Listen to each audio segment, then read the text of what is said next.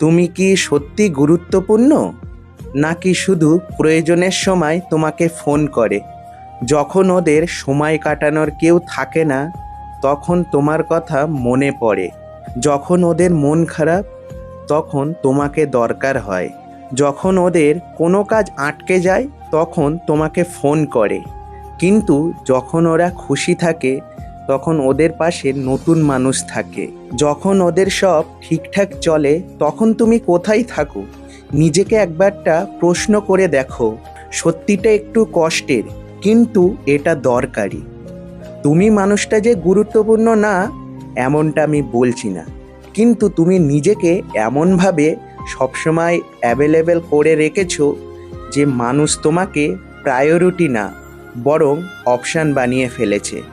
তুমি সবসময় যে কোনো কাজে হ্যাঁ বলো, সবসময় ওদের সময় দাও, সবসময় নিজের কাজ ফেলে রেখে ওদের পাশে দাঁড়াও। আর মানুষ কিন্তু একটা জিনিসের মূল্য সবসময় কম দেয়, যেটা সবসময় সহজে পাওয়া যায়। যেদিন তুমি নিজের সময়ের দাম বাড়াবে, যেদিন সব ফোনের কল ধরবে না, যেদিন নিজের স্বপ্নকে সবার আগে রাখবে, সেদিনই মানুষ বুঝতে পারবে তুমি শুধু প্রয়োজনে না, তুমি গুরুত্বপূর্ণ। আজ প্রশ্নটা অন্যকে করো না, নিজেকে প্রশ্ন করো। তুমি কি সত্যি গুরুত্বপূর্ণ, নাকি শুধু প্রয়োজনের সময় তোমাকে ফোন করে? আমার এই ভিডিওটা একটু হলেও যদি ভালো লেগে থাকে, তো অবশ্যই চ্যানেলটা সাবস্ক্রাইব করে পাশে থাকবেন এবং বেল আইকনটা অবশ্যই বাজিয়ে দেবেন। নতুন নতুন মোটিভেশনাল ভিডিও সবার প্রথম তোমরা আগে পেয়ে যাবে।